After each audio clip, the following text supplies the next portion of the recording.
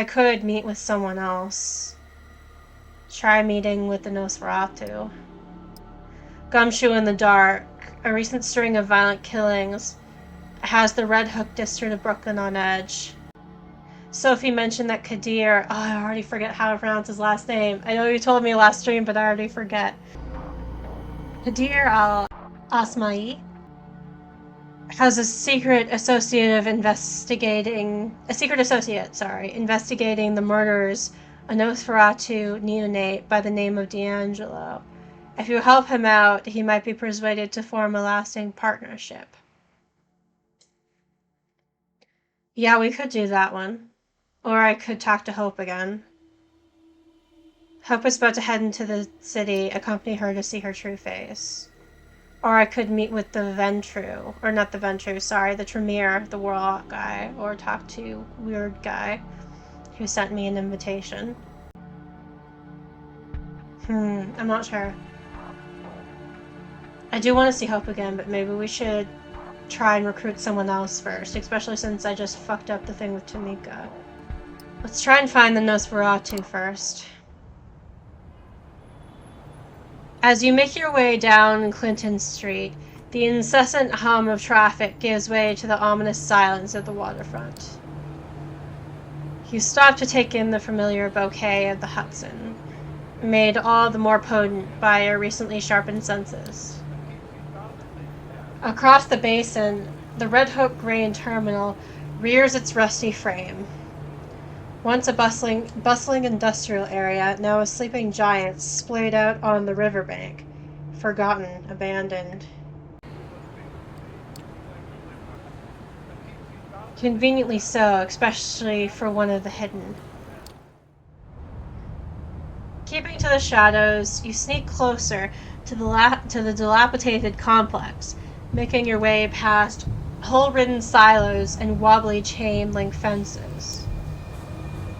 By the time you reach the entrance to the main building, you can almost feel the rust particles making themselves cozy at the back of your throat. Not getting your hopes up, you give the door a slight nudge. To your surprise, it gives almost instantly. Looks like someone's been using it recently. Once inside, you can find yourself in a large, empty hall. Looking around, you can almost picture it back in its heyday, stacked to the rafters with heavy machinery. You notice a set of stairs leading up to a mezzanine, most likely an office space, and then you see it, a faint light coming from one of the upper rooms. Looks like you're in luck. Quietly, with bated breath, you climb the steps and approach the dimly lit room. The door creaks open, revealing what looks like an old-timey detective's office, complete with crooked window blinds, an overflowing ashtray, and paper scattered across a wooden desk. Suddenly it hits you, that nagging feeling. This is all too convenient, too inviting. Before you can react, the trap is already sprung. A plume of cigar smoke wafts over your shoulder. The barrel of a gun rubs against your spine. A raspy voice whispers in your ear. Oh god, what voice am I doing for you? Let me guess. Took a wrong turn at the third silo.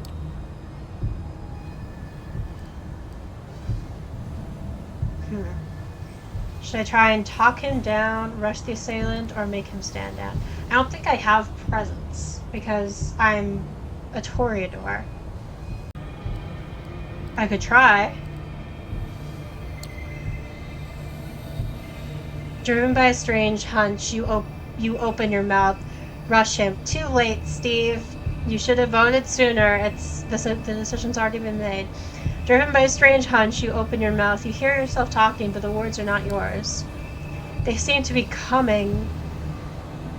I always choose violence in this game. Yeah, maybe I should always choose violence in this game. They seem to be coming from the deepest recesses of your memory. A movie you saw as a child. You don't know why, but it seems oddly appropriate.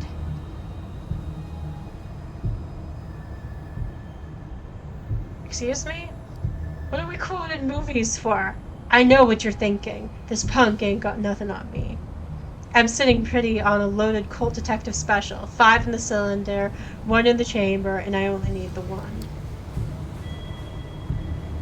As corny as it all sounds, the stranger seems oddly receptive to your tough guy monologue, so you decide to bump it up a notch. Focusing your will, you boost your aura, filling the room with your presence. Your voice becomes smooth, oozing with charisma. Oh, right, because this is presence, not dominate, right? A regular Sam Spade. You yourself can't help but feel a sense of awe. Hopefully the stranger feels it too. Well, I'm flexing my powers, Steve, so, like, that's also a vampire thing to do, and I want to test out my powers. But then there's that nagging feeling. What if there's more to this guy than he lets on? What if he's got me right where he wants me? Maybe I should hear what he has to say. Is that right? Yeah, so how about we drop the tough guy act and talk like adults? You can always shoot me once we're done. For a few seconds, the room grows quiet. So quiet, in fact, you could swear you can actually hear the smoke swirling in the air. Finally, the stranger speaks again. You got a point there, kid. In a strange interplay of light and shadow, the stranger reappears behind his desk. Seeing him in his full, for lack of a better word, glory, you can't help but smirk. This is the dreaded Nosforatu? The way Sophie described him, you're expecting some grotesque monstrosity, but this guy? The clothes, the swagger, the hard-boiled detective routine, it all comes across as a bad joke. Still, when it comes to appearance, his lineage is undeniable. From 30 feet away, he could probably pass for a bum with a nasty skin condition. From 5 feet away, he looks like something made to be seen from 30 feet away. God, everyone's so mean about the Nosferatu and the Malkavians. I was talking about this earlier, how, like, everyone's just, like, such a bitch. Everyone's such a bitch towards the disabled vampires. And, like, it's so uncalled for. You notice it especially in Bloodlines if you play as either Nosferatu or Malkavian. Everyone's just constantly being rude to you for no goddamn reason and like talking about either how ugly you are or how like crazy and ridiculous you sound and how like nothing you say makes any sense. So excited for Robert Eggers' Nosferatu. I don't get that reference, sorry, but I'm gonna assume it's on brand. He leans back in his chair, casually pointing his gun at you. So, what brings you to my humble office? Upcoming film. Oh! Wait a minute, I think I do know what you're talking about. Yeah, I think I knew about that. I didn't make the connection in my brain at first, but yeah. Where the vampire actually looks horrifying. Yeah, that's kind of the Nosferatu deal. I read that already.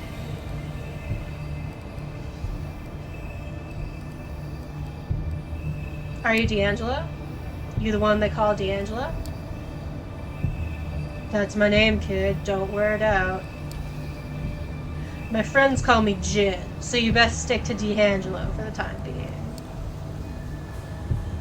Now, I suggest you tell me what this is about. Otherwise, I kindly ask you to get the fuck out of my office. I can see why Kadir keeps you. I know who you work for. I know who you work for. Drop the act. I know you work for Kadir Asmai. I'm still not sure about that. But I can't keep hesitating every time. I just gotta pick a pronunciation and stick to it. His expression sours. Not a name... Oh, sorry. Not a name you want to casually toss around, kid. But hey, I get it. You're not some random schmuck who wandered in here off the street. So let's get down to the nitty-gritty. Who I work for is less important. What I'm working on, however...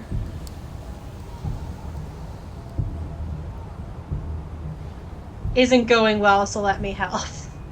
Okay, well, I'm already, like, insecure because this has already gone badly once, so I don't know if I should be an asshole or not, but, like, I know I'm here to help. The Red Hook murders. I know, I want to help you catch the killer. His moldy lips twist into a smile. Do you now? D'Angelo lowers his shades. For a few seconds he sits motionless, with eyes fixed on yours. Suddenly he raises his gun, almost making you flinch. Almost. Then he twirls it into his shoulder holster in a flashy display that definitely looks like it was practiced. A lot. In front of a mirror. Great. You see the Nosferatu's lips move, but the quiet mumbling clearly isn't meant for your ears. Listening in, you're able to catch snippets of his monologue. Sure, they seem to care. What was the end game? What was their angle? Everyone's got one, even if they pretend they don't. Especially then. What the hell? Maybe this town finally got to me. Is he doing, like, an internal cop film monologue, but, like, out loud? Oh my god. Sorry, I'm itchy all of a sudden. He pauses, sticks a fresh cigar between his crooked teeth.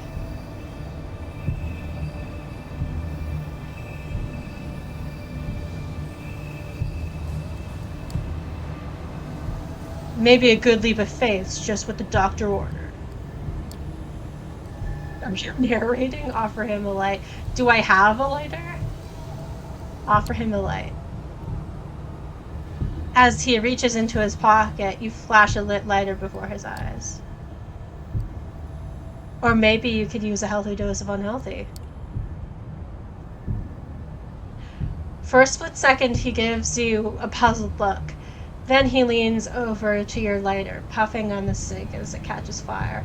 A wry smile comes back to his lips. I like you, kid. You might look like a used car salesman, but there's just something about you. How do vampires smoke if they don't breathe?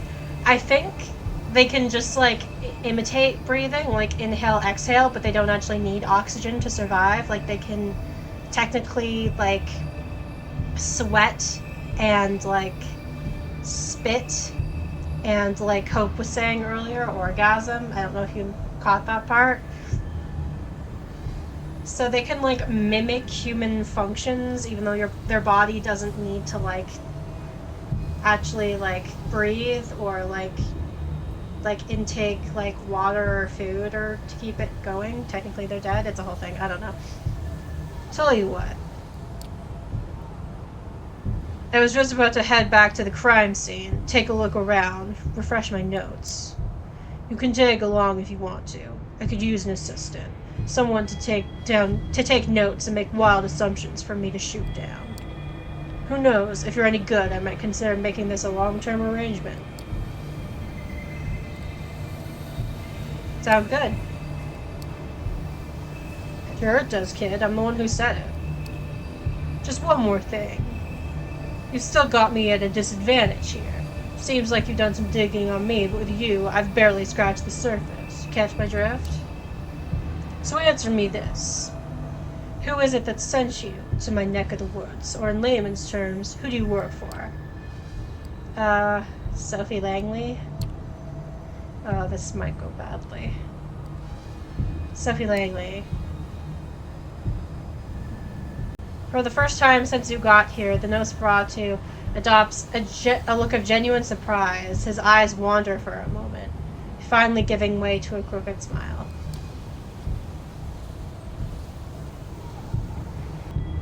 So you're the one, huh? The fledgling the Toreador dames spared. Yeah, that would make sense. Don't think she'd appreciate you throwing her name around. Thanks for being upfront, kid. One blink is enough for you to miss D'Angelo vanishing from his chair. Just when you're about to look around, he reappears right next to you. Up close, his smile is even more unnerving. Alright, moonlight's burning. Let's get cracking. With a certain fascination, you watch D'Angelo stumble his way across West Brooklyn. Oddly animated, incessantly scratching his face and neck, stopping every once in a while for a bout of mumbling narration. Oh. is most certainly a sight to behold. Still, he seems to be getting around okay, and you take particular note of the fact that he seems to be choosing the darker, less frequented streets. There's definitely a method to his madness. Yeah, you have to do that in Bloodlines if you play as a Nosforatu. Eventually, your leprous guide takes a sudden turn off of Van Brunt Street and into a particular dingy alleyway. The torn pieces of yellow police tape are a dead giveaway. This has to be the place. The lighting reminds me of Cyberpunk 2077. Cybervamp 2077. Yeah, that'd be pretty cool. I'd play that. I'd play that too. Well, here we are. Time for you to earn your stripes. This is where they found him. Drained dry. Not a drop of blood in him. Before you ask, no, I didn't see the body, so I don't know if there were any bite marks. So, what can you tell me? You take a moment to examine the crime scene. Judging by the chalk outline on the pavement, the man was killed recently. Curiously, there doesn't appear to be a trace of blood or viscera, and you know the city's cleanup crew isn't that fast or that thorough. Looking up, you notice a spray-painted sign on the wall. It reads, "The Blood Speaks," in big, crooked letters. You look to D'Angelo. The Nosferatu gives you an expecting look.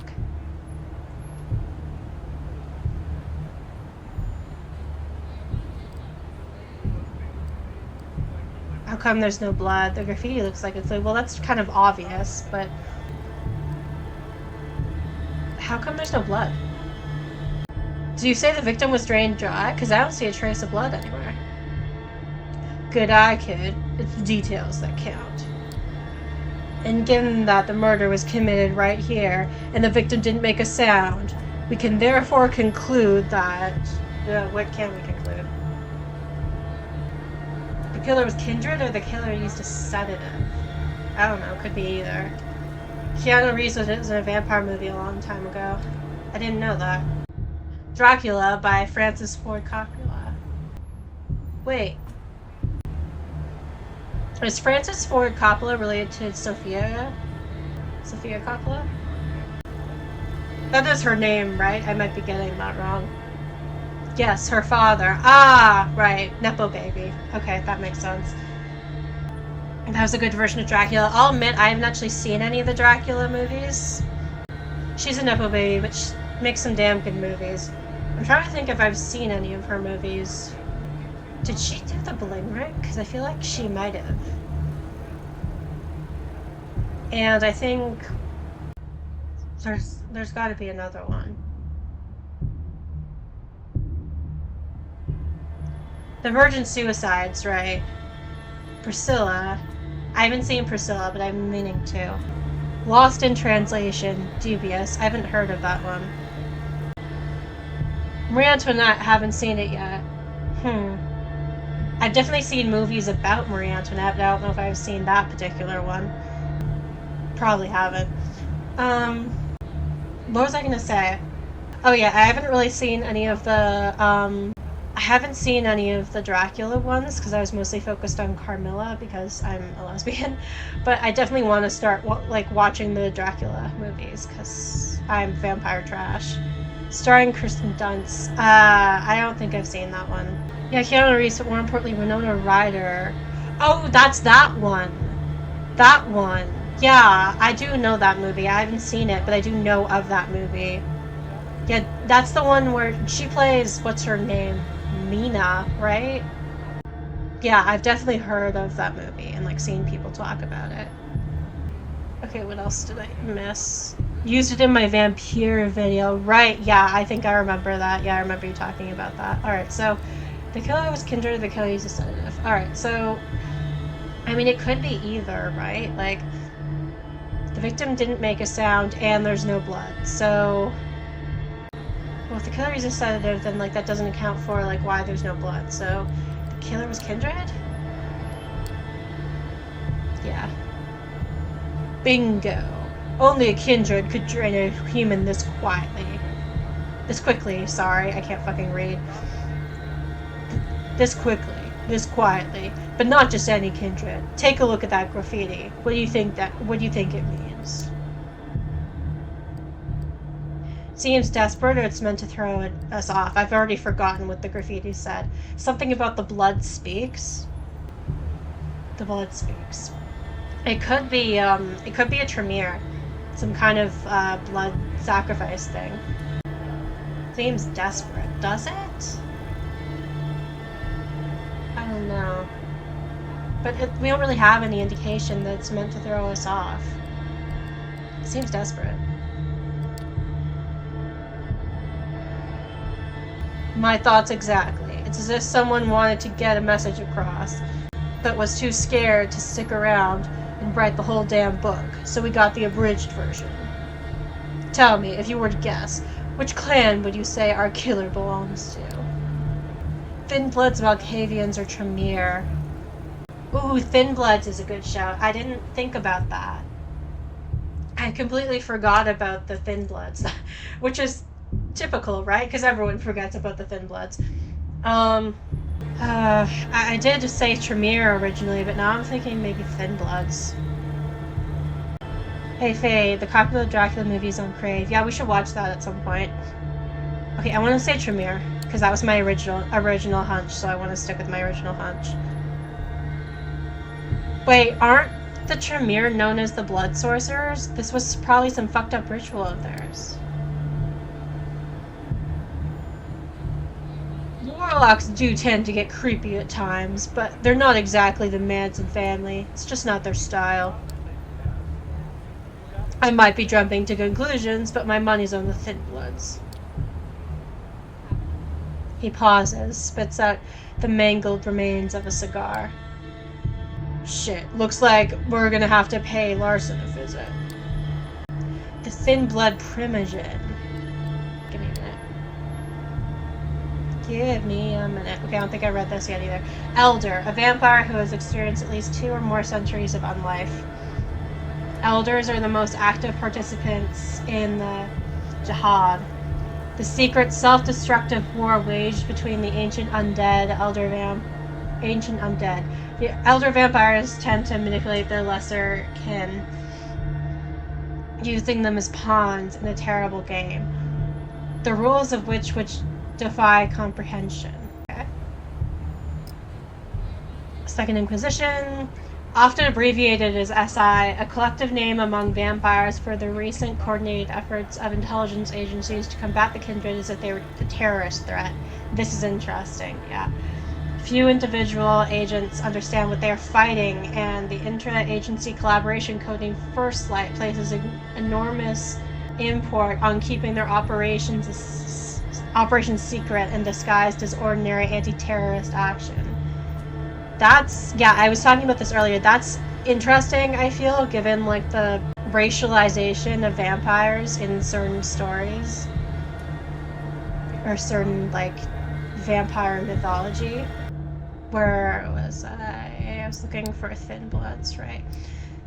Thin Bloods. Vampires with blood so diluted they retain many human traits. The Thin Bloods are invariably clanless, survivors of the last decades of pogroms, prejudice, and ostracization. Their numbers now swell. Their messy street alchemy and ability to pass as human makes them uniquely suited to thrive outside kindred society and make their own fate in the postmodern nights. The thin-blooded can be of any mortal origin and are not affected by their parents' clan curse, nor by their preferences in the same degree as their sire. In 2009, the Inner Circle of Camarilla issued an edict that all thin-blooded must be branded or tattooed with the mark of the crescent moon, inked by a Tremere tattoo artist, or scorched with the beam of sunlight.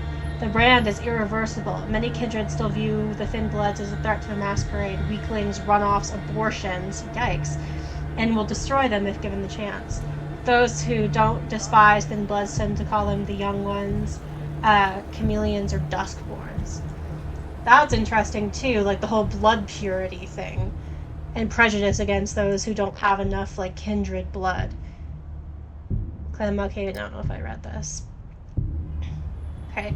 Psychologists would diagnose the children of Malkov with schizophrenia, depression, obsessive-compulsive disorder, or post-traumatic stress disorder, sometimes all at once. We're already off to a great start. In reality, Clan of the Moon are all of these things and none. Like the wise madman of poetry, their derangement stems from seeing too much of the world at once, from understanding too deeply, and feeling emotions that are too strong to bear. They self-medicate with blood, but that is just a temporary solution. All Malkavians suffer mental illness following the embrace, sometimes accentuating an existing condition, other times adding new dimension to their instability. As if their thoughts and actions were based on otherworldly logic, there seems to be no knowing when their condition will manifest destructively or when it will offer important perspectives, where such were previously lacking. They are referred to as oracles, gestures, and visionaries, or in a more insulting manner as madmen, liabilities, and lunatics. Yeah, I was talking about this earlier with the whole, like, it's interesting how it's presented as, like, a matter of perspective, whether Malkavians are actually crazy or not, or just, like, feeling emotions that are too strong to bear, or just, like, perceiving things in a different way, or experiencing too much of the world at once. Because, like, you could make the argument that that's basically all neurodivergence in a nutshell, just experiencing things differently than most people, or like having a reaction to things that like the majority of society or the dominant powers that be, if you will, in society deem threatening and unnatural or strange. I like the way that the Malkavian stuff sort of plays with disability politics and mad politics. It's definitely got its issues, especially in Bloodlines, but I do think it's interesting. Anyways.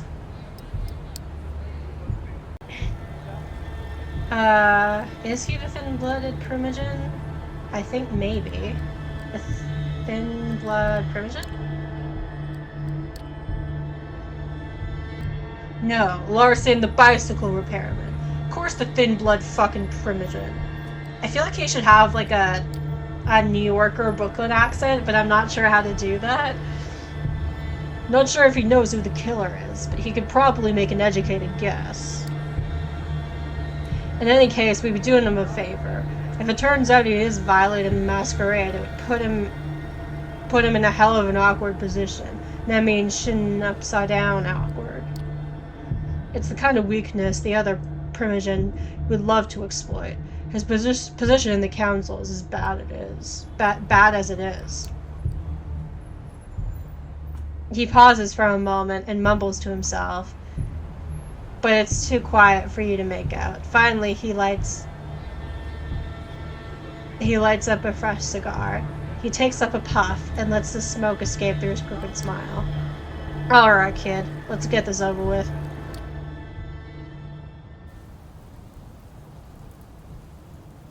Compared to the industrial ugliness of Red Hook, Sterling Place is quite a change of scenery. The heavily gentrified and pleasantly dull residential area emanates the sort of peaceful apathy that rich hipsters scoff at and blue-collar workers dream of.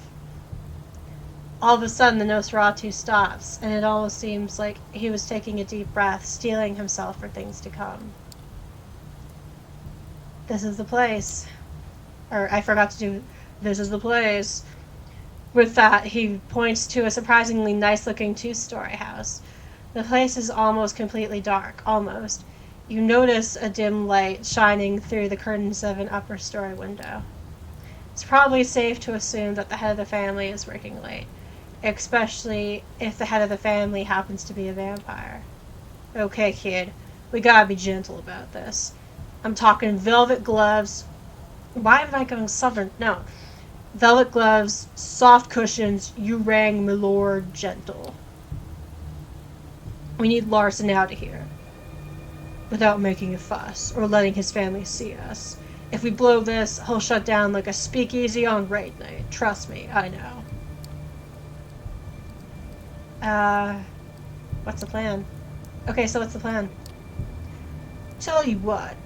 How about you take the lead on this one? I'm curious to see how you handle it.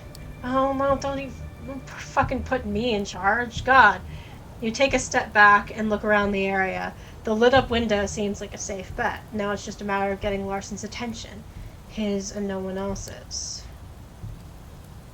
As you're trying to come up with a viable strategy, you are suddenly startled by a loud noise.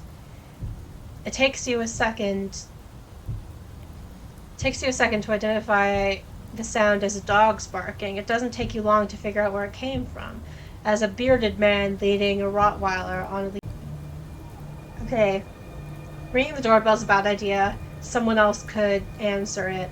Throwing a small rock at the window might be a good idea, except like the guy walking his dog is coming.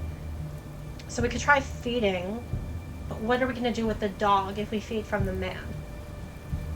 Isn't the dog gonna make like a lot of fuss? No, I don't know. I'm not sure. I think maybe trying to take out the guy walking his dog is a good idea. Because that way we don't have to worry about him seeing us throw a small rock at the window. I wish I could save Scum. I wish I could save before this and then like come back to it afterwards just in case. But I'd have to save and quit and then like reload the game like and come back to it. So you know what? Screw it. I am gonna save. I'm gonna save because I'm nervous.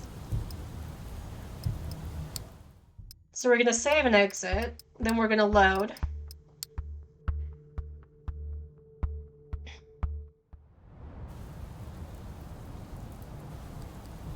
Yeah, alright, so let's try feeding. As you turn towards the man with the dog, D'Angelo gives you a worried look. Kid?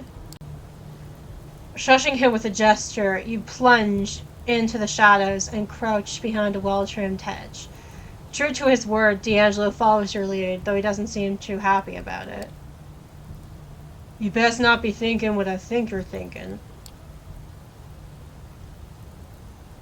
Yeah, I have a feeling this was a bad idea. Good fucking thing I saved. Like, otherwise we'd be screwed. You tense up waiting for the man to get closer.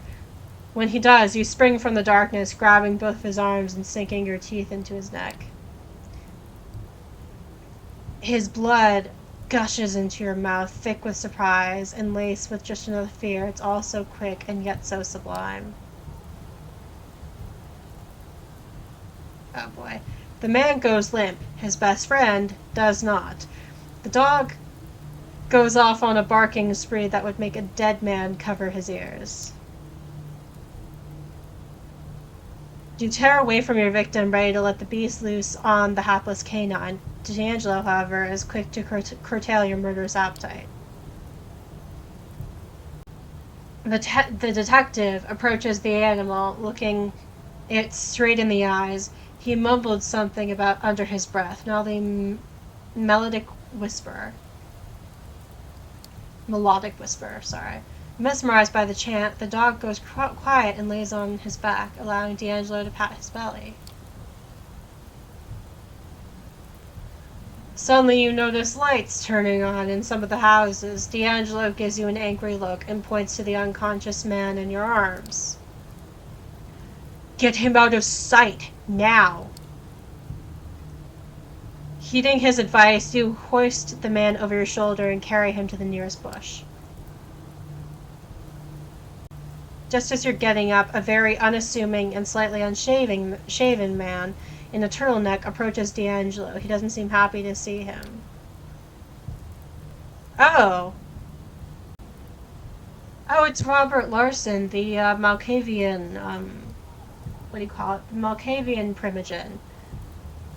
Okay, I have a feeling we're gonna have to save scum this because I think I fucked this up. Hang on, wait a minute. Oh my god. You can't exit without saving.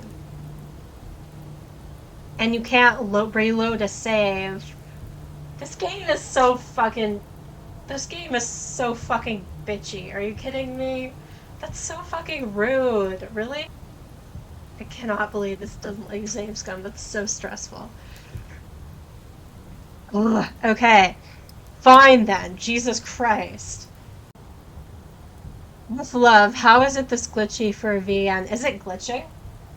Oh, the saving thing. No, it's not a glitch. It's just what I mean is like what I mean is like you can't like save scum. Like you can't like do that thing where you save right before you have to make a major decision and then you can go back if you fuck it up and it turns out badly.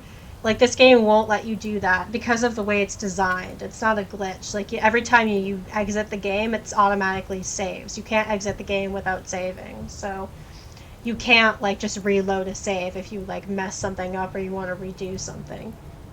You basically would have to start the entire game all over. It looks fine? Okay, good. Well, I think we fucked this up. See, if anything, this is just proving that, like, I'm bad at, like, using my intuition. Like, I'm always saying, like, I have no, I'm bad at, like, I can't, like, trust my gut because my gut is always wrong about everything, and people are like, everyone feels that way. No, it's actually true for me. I don't make good choices unless people are, like, physically leaning me in the right direction. And even then, okay, are you fucking insane? I mean, I know you are, but this is nuts, even by your standards, D'Angelo. You glance over to D'Angelo. He looks somewhat embarrassed, scratching the back of his neck, clearly trying to find the right angle to play this. Sorry, we need to get your attention. Oh, I'm so confused. Larson is the thin blood primogen. I thought he was the Malkavian primogen. I thought he mentioned that he was Malkavian. Or I guess he didn't, but I just assumed. The tech bro guy is a thin blood. That also makes sense, because they don't like thin bloods either. Yeah, okay. Hey Larson, sorry about the fuss, but we need to get your attention. By feeding right next to my house? What the hell is wrong with you? Get out of here. I mean, that's fair. That's entirely fair. That was a bad decision on my part. That was on me. That's fair. It's like an online game. You can't go back with decisions. Ugh, relax. I didn't bleed him dry. Or not before you tell us about the murders. Not before you... Shit. I didn't mean to say... Oh my god. Relax. I didn't bleed him dry, unlike your friend at Red Hook. Is that supposed to mean anything to me? D'Angelo, what's going on here? It's about the Red Hook murders. We think one of yours is responsible. Bullshit. A Duskborn's got enough trouble just staying alive out here. What could possibly make them openly violate the Masquerade? Desperation. The killer's been leaving messages, whoever they are. I think they know something. Something they can't share with just anyone. I know it seems far-fetched, but it's the only way this puzzle fits together. Nah, I don't buy it. You're reaching, trying to find a scapegoat. Get in your boss's good graces. Word gets around, D'Angelo. You think I don't know who you're working for? If you stop asking him politely, figures you'd cover for one of your own. Help us clear your name. Then help us clear your people's name. What have you got to lose? Everything. I've been a thorn in the council's side for a while now. This is just the excuse they need to get rid of me. What if it turns out one of yours did it, and you've sat on your hands to protect him? You think the council won't jump on that? He looks off into the darkness, pondering his options. He lets out a heavy sigh. Look, I'll ask around. Gotcha, sorry. I thought I heard you say glitchy before. Oh. No, that. I don't think I did, but it's fine. Don't worry about it. I guess I probably wasn't super clear about what was going on. Consult my sources. If it turns out one of my own is responsible, they will face justice. In the meantime, keep your deductions to yourself. I have enough trouble as it is. Deal. Good. Now if you'll excuse me, I have to get back to my family. And with that, Larson retreats to the elusive safety of his home. You decide it's best to move along. You walk a couple of blocks in utter silence. Even D'Angelo's mumbling seems to have taken a back seat. Oddly enough, you find his newfound reticence somewhat unnerving. Finally, the Nosferatu stops and turns towards you. Hell of a night. I don't know about you, kid, but I could sure use a drink. Something warm in a tall, sweaty glass. But first, let me tell your score. Let's see now. You did make a good first impression. I like someone who can talk themselves out of a tight spot. Talking's cheap, bullets not so much. You held your own at the crime scene. Nothing I ain't figured out on my own, but hey, we can't all be professionals. Finally, when the situation called for subtlety, you managed to avoid unwanted attention. Discretion is what separates a private dick from just any old dick. I mean, I'm not a cop. Let's be clear about this. We're not as affiliated. All in all, you did fine. Not fine, but not bad for your first case. Don't let it get to your head. Oh, so it worked out okay. Great. I did it. I thought I had massively fucked that up, but as it turns out, no. I'll be in touch. Let you know if I hear from Larson. Be ready to meet me at the office. He starts to walk away, but suddenly stops and turns back toward you. And bring a notepad. Every good assistant should have one. Alright. I think I gotta sleep now, but I could try. Yeah. You need rest. Alright, let's rest.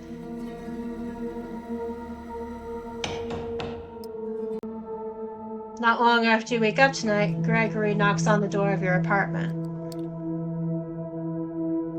Hey, I came to pick you up. Miss Langley wants to see you. Do you know what she needs me for?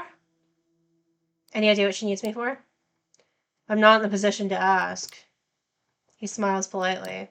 The car's waiting. Shall we? You wrestle with the same thoughts as a few nights ago. Maybe I should just leave, disappear, let Sophie find somebody else to employ. But then you remember the anarch thug being cut down by Kadir and how close you were to the same fate. Not even a week ago. And that it might still happen if you step out of line. You follow suit. As with your previous visit here, Sophie seems not entirely present when you enter. Her eyes are locked onto one of the paintings in the room.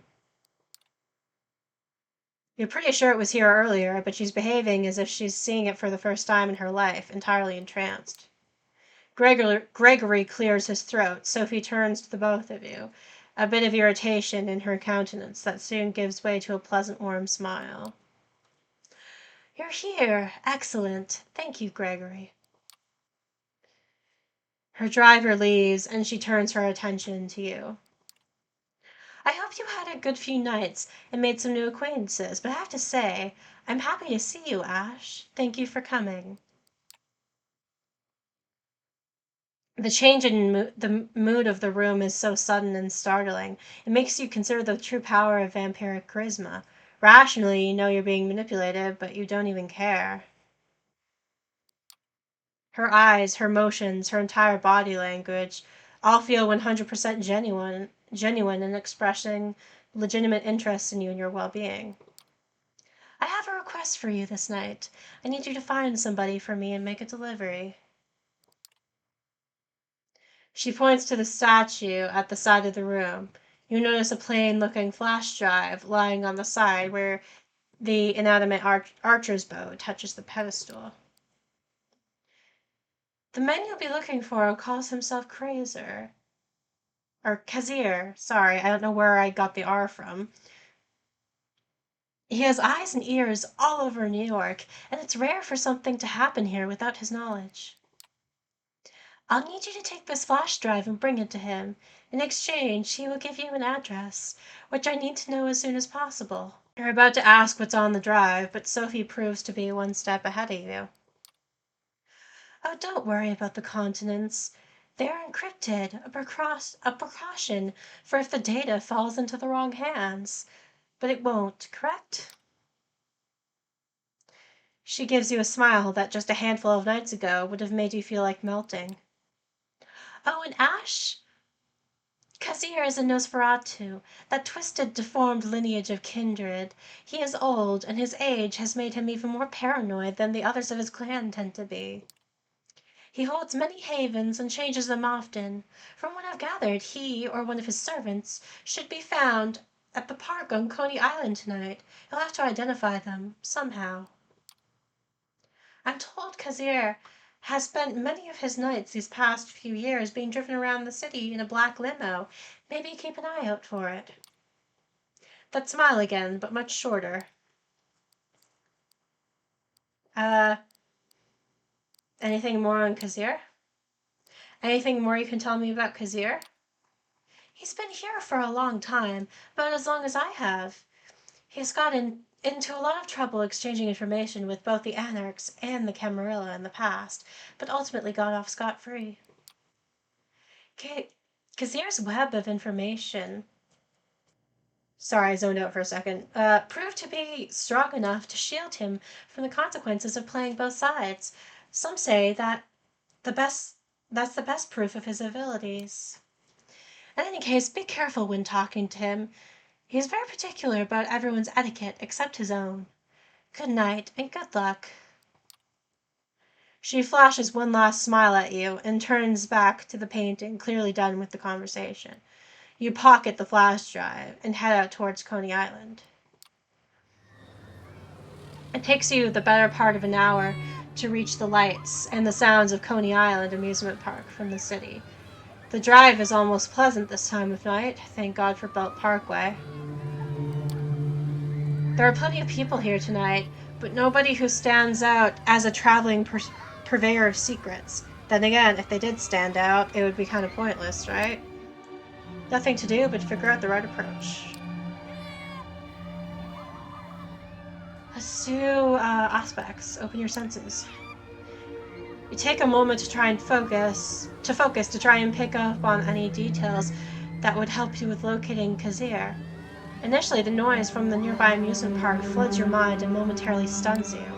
A child's crying, the loud bang of a car door closing, the bright old-school logo of the silicone roller coaster all overload your senses, and you have to lean on a nearby booth to stay upright. It's like my life, only, like, you gotta do magic powers to experience it. You regain control, start walking, listening in, taking in the sights and smells, looking for something, anything to point you in the right direction. A man talking on his phone, a snippet of conversation. Cleaned, red stuff from the garage. Tidied up in general. Blim will fit for sure. Come on, don't be like that, boss. I didn't mean to. Yes, I know, I am. It's a privilege, Mr. Case, sir. The call ends. The man tucks the phone away. It's a fancy model. It doesn't look like anything readily available on the market and doesn't fit the guy's rugged looks at all. He notices you. Hey, what you looking at, huh?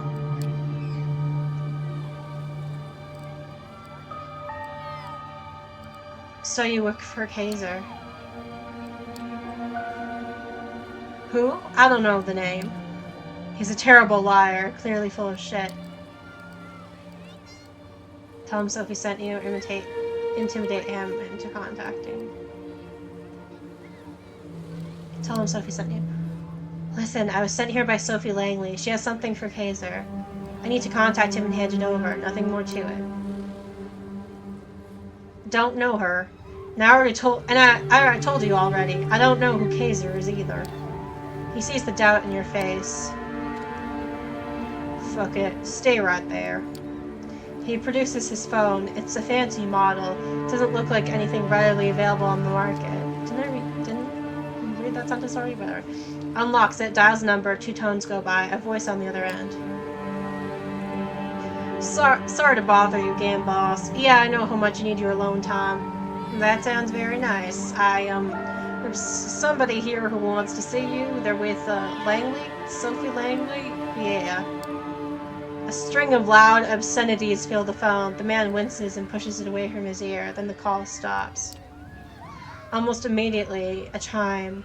The Count's laugh from Sesame Street, wow, announces a new message sent to the phone. He's, on his way. Don't go anywhere.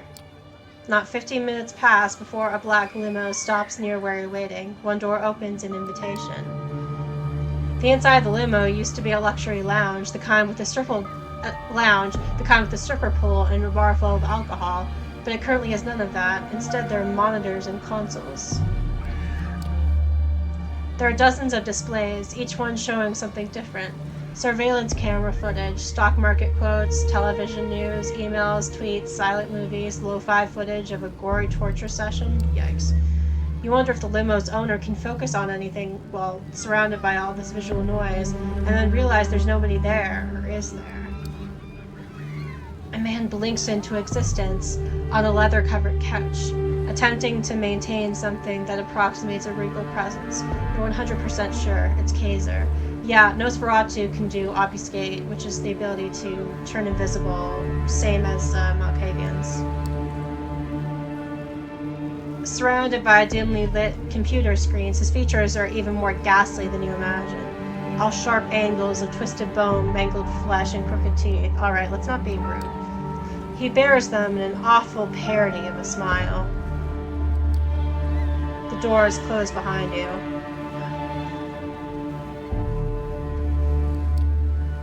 That's not that bad. You're being dramatic.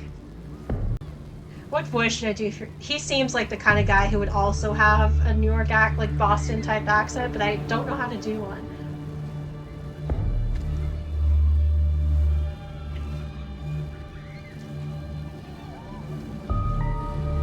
So, the waste of good blood outside. No, that's not right. Tells me Sophie Langley sent you, huh? You got something for me? You reluctantly pull the flash drive from your pocket and slowly pass it to Kaiser.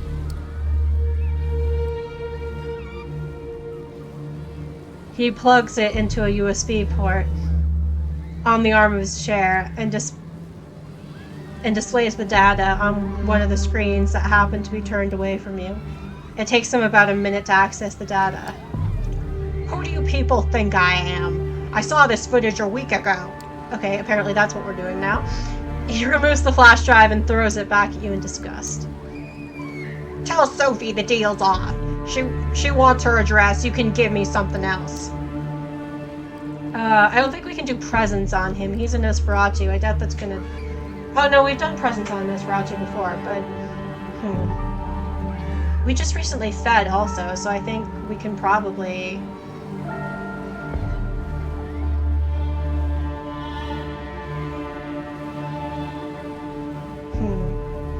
I mean, he's probably a powerful vampire. I get the sense that he's probably been around for a while, so I don't know if we can, like, use presents on him.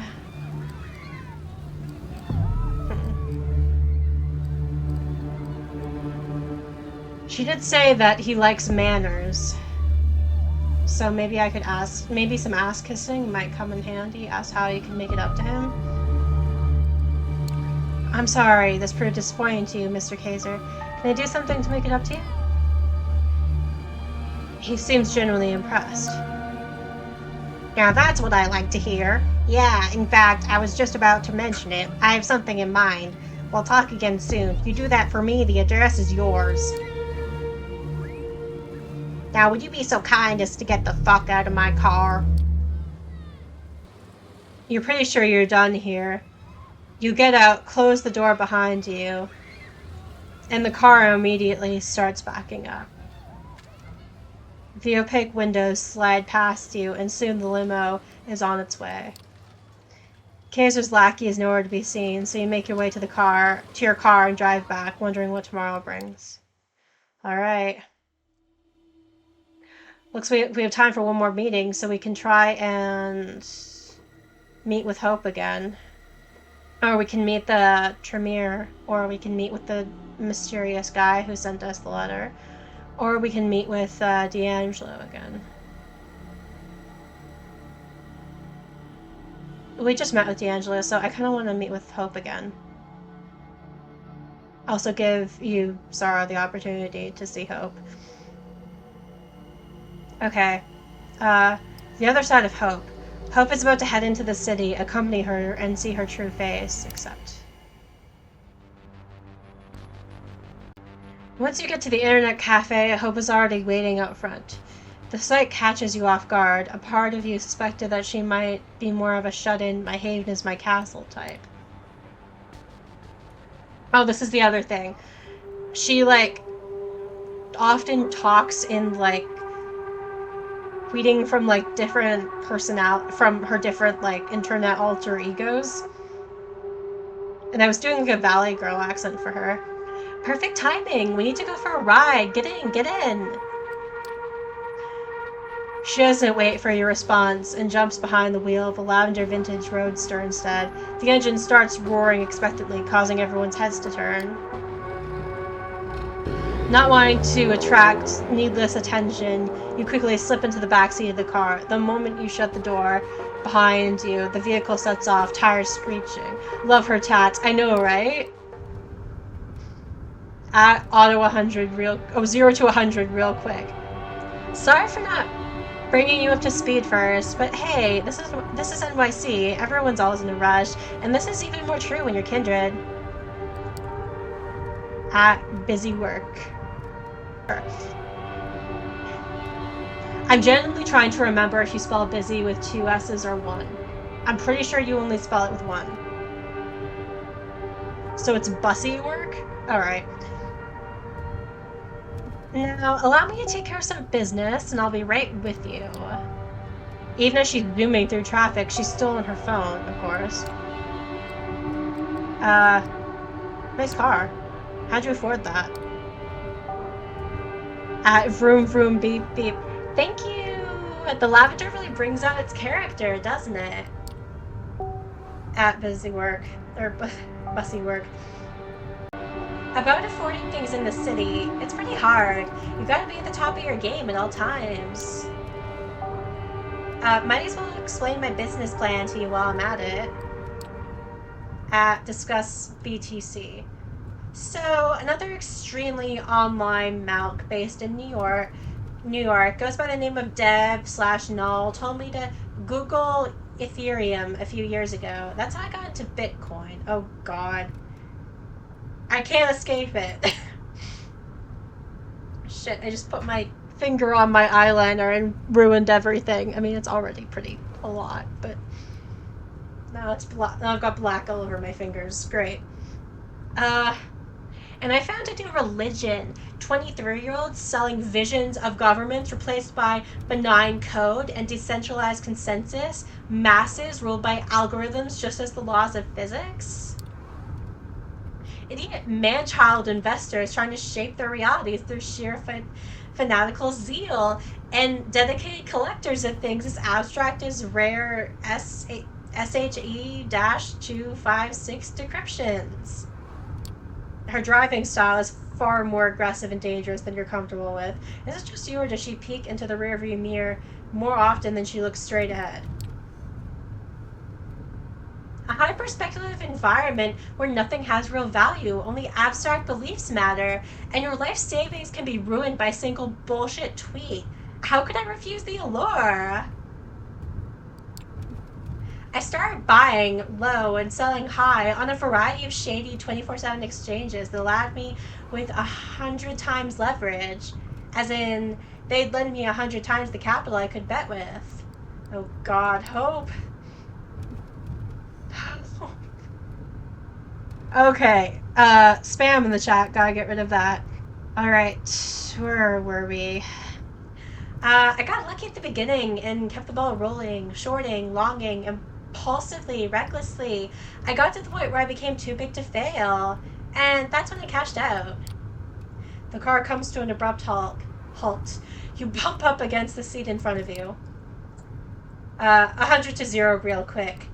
Okay, so the start will be continued later. We're here, right at our first stop. I'll need you to do me a favor. What favor? What favor? At young, hot, petiteing you. Oh, it's a petiteing in ingenue, with like the use of the E for both ingenue and petite. I actually don't know how to spell ingenue. Maybe it does start with an I. Sorry. Young, hot, petite ingenue. Nothing too difficult. Literally just a jump in, jump out kind of deal. See that weird guy in a Yankees cap standing around the corner? Approach him. Tell him you're at young, hot, petite ingenue. Take the phone he gives you and bring it here. Get going, honey. It's illegal to park here. You jump out of the car and approach the man Hope has pointed out. Not a lot you can tell about him based on his appearance, aside from the fact he seems pretty shady. The guy assumes a comically threatening pose as you approach him. The hell do you want?